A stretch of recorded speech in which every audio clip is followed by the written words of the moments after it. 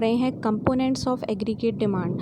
तो बच्चों देखो, जो हमारे कंपोनेंट्स होते हैं ना एग्रीगेट डिमांड के, वो हमारे क्लोज्ड इकोनॉमी में भी होते हैं और ओपन इकोनॉमी में भी होते हैं। ओके, तो सबसे पहले हम पढ़ेंगे क्लोज्ड इकोनॉमी में।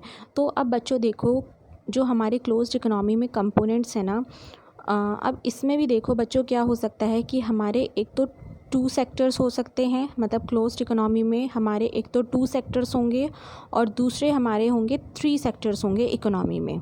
ओके, समझ आया? क्लोज्ड इकोनॉमी में हमारे 2 सेक्टर्स होंगे और 3 सेक्टर्स रहेंगे, ये ध्यान रखना। अब देखो 2 सेक्टर्स जो होंगे ना क्लोज्ड इकोनॉमी में, उसमें क्या क्या आएगा?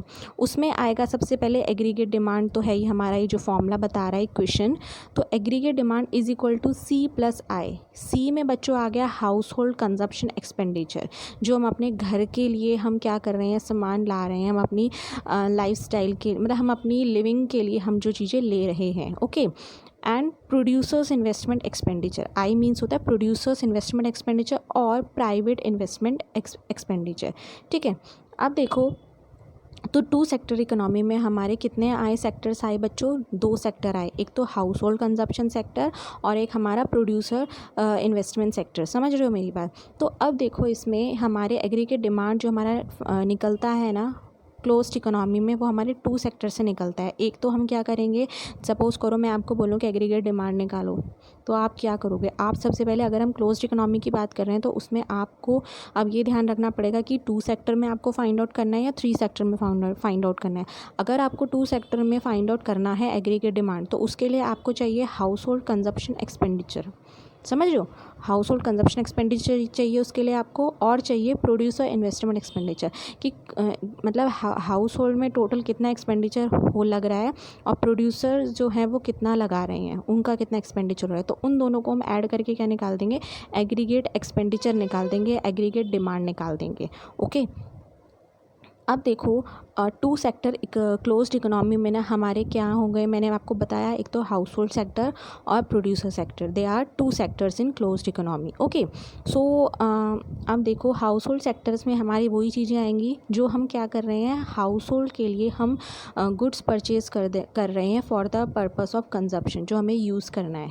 ठीक है, लाइक उसमें फूड आइटम्स आ सकते हैं, क्लोथिंग आ सकती है, ठीक है, मतलब कुछ भी आ सकता है जो चीज़ें हम अपने लिए यूज़ कर रहे हैं। ओके, और तो इन एक्सपेंडिचर को हम बोलेंगे कंजप्शन एक्सपेंडिचर। अब दूसरी तरफ जो है हमारा प्रोड्यूसर सेक्टर, तो प्रोड्यूसर सेक्टर्स में क्या आएंगे बच्चों? जो प्रोड्यूसर्स क्या कर रहे हैं, परचेज कर रहे हैं, गुड्स को परचेज कर रहे हैं for the purpose of investment. ठीक है, इन्वेस्टमेंट के लिए, लाइक इसमें मशीन्स भी आ सकती है, तो मशीन जब उन्होंने खरीदी तो वो भी तो इन्वेस्टमेंट ही है ना उनके लिए। तो मतलब प्रोड्यूसर्स क्या कर रहे हैं, गुड्स परचेज कर रहे हैं for the purpose of investment. तो ये वाला एक्सपेंडिचर जो होगा इसे हम कहेंगे इन्वेस्टमेंट एक्सपेंडिचर। ठीक है, इसको हम प्रोड्यूसर इन्वेस्टमेंट एक्सपेंडिचर भी बोल सकते हैं और प्राइवेट इन्वेस्टमेंट एक्सपेंडिचर भी बोल सकते हैं। नाउ प्रोड्यूसर इन्वेस्टमेंट एक्सपेंडिचर जो है ना बच्चों, वो हमारे हम क्या बोल सकते हैं इसको? Private investment expenditure. वो इसीलिए क्योंकि इसमें ना कोई भी गवर्नमेंट का रोल नहीं होता, इसमें गवर्नमेंट सेक्टर का कोई भी रोल नहीं होता। तो आई होप कि आपको ये समझ आ गया होगा 2 सेक्टर क्लोज्ड इकोनॉमी।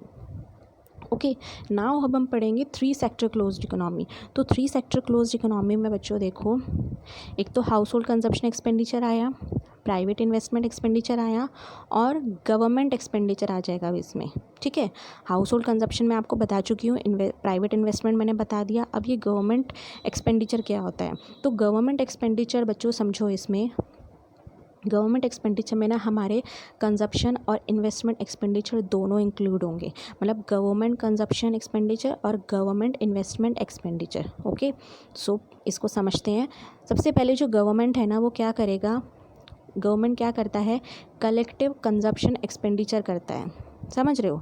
मतलब वो क्या करेगा कि सबसे एग्जैक्ट टैक्स के रूप में वो क्या करता है, सबसे मनी कलेक्ट करता है ना, तो उसके वो कलेक्ट करके, ठीक है, फिर वो क्या कर रहा है, उसको खर्च कर रहा है। खर्च कैसे करेगा वो?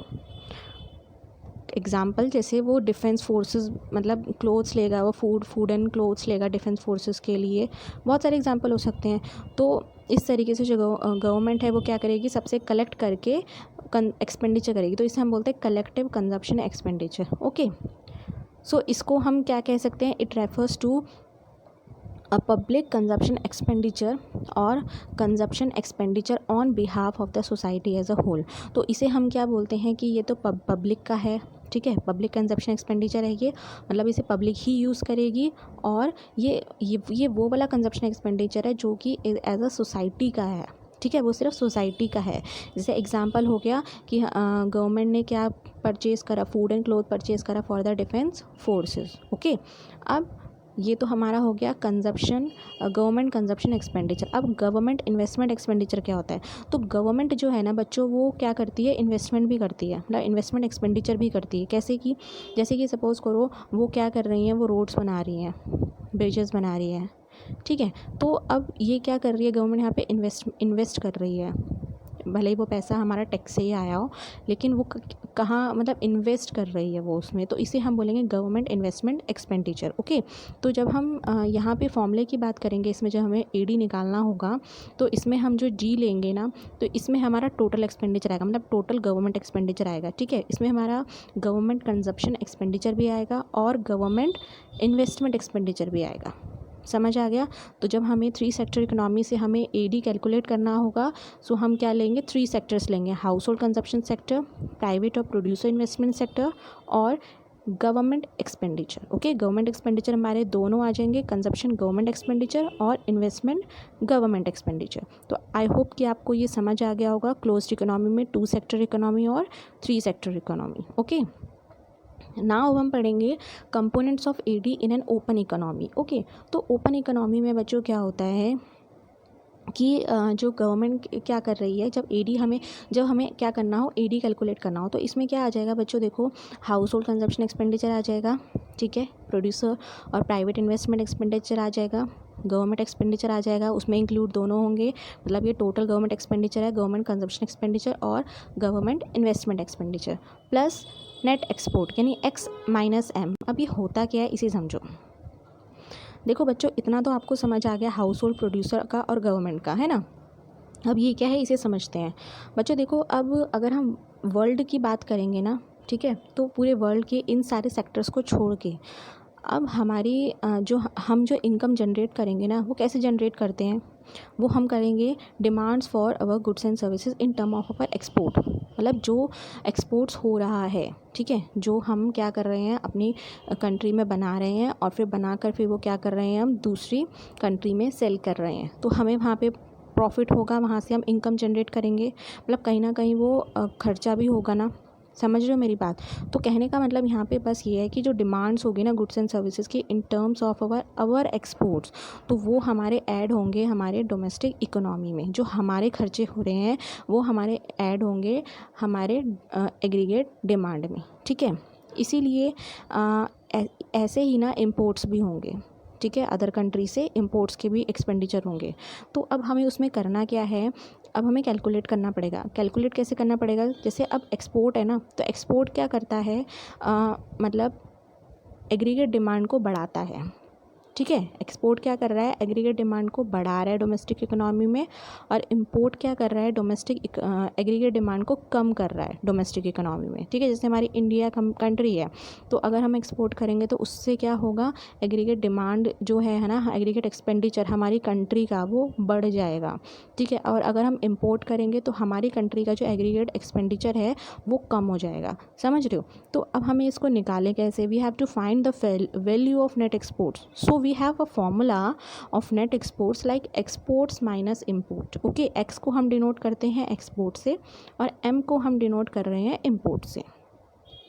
ओके, तो इस तरीके से हम नेट एक्सपोर्ट्स फाइंड आउट करके कि क्या एक्सपोर्ट और इंपोर्ट में जो खर्चा हुआ उसकी हम वैल्यू निकाल के नेट एक्सपोर्ट्स के थ्रू फिर हम क्या करेंगे, इन सब में ऐड कर देंगे, उससे हमारा निकल जाएगा एग्रीगेट डिमांड और aggregate expenditure in an open economy. ठीक है, ये बात हो रही थी हमारी ओपन इकोनॉमी की।